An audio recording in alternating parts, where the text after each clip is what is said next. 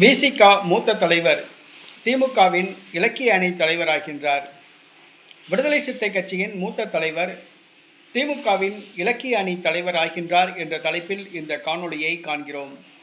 விடுதலை சிறுத்தை கட்சியின் மூத்த தலைவர் ஆலூர் சா நவாஸ். இவர் கன்னியாகுமரி மாவட்டம் தக்கலை வட்டம் ஆலூர் கிராமத்தை சார்ந்தவர். சென்னையில் இதழியல் படிப்பை முடித்தார்.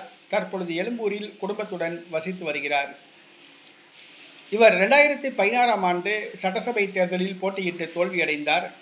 2021ஆம் ஆண்டு நாகப்பட்டினம் தொகுதியில் திமுக கூட்டணியில் விடுதலை சிறுத்தை கட்சி சார்பில் போட்டியிட்டு வெற்றி பெற்று தமிழக சட்டசபைக்கு தேர்வு செய்யப்பட்டார். தொலைக்காட்சி விவாதங்கள், பட்டிமன்றங்கள் ஆகியவற்றில் கலந்து கொண்டு உரையாற்றுவார். விவாத மேடையில் கலந்து கொண்டு உரையாற்றுவார். இவர் இஸ்லாமிய சமூகத்தை சார்ந்தவர். திருமாவளவனுக்கு மிகவும் நெருக்கமானவராக இருந்தார்.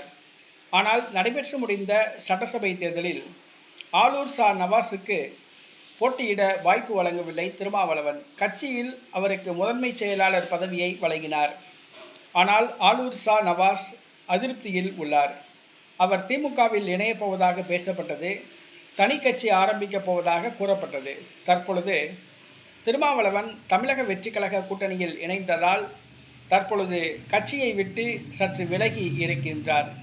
நேற்றைக்கு முன்தினம் நடைபெற்ற விடுதலை சிறுத்தை கட்சி மாநாட்டில் ஆலூர் சா நவாஸ் பங்கேற்கவில்லை. ஆலூர் சா நவாஸ் திமுகவில் இணையப் போவதாக கூறப்படுகிறது. மு.க. ஸ்டாலினுடன் பேச்சுவார்த்தை நடத்தியுள்ளார். பிரம்மாண்டமான விழா எடுத்து திமுகவில் இணைகிறார். திமுகவில் அவருக்கு மாநில இலக்கிய அணி தலைவர் பதவி வழங்கப்பட உள்ளது.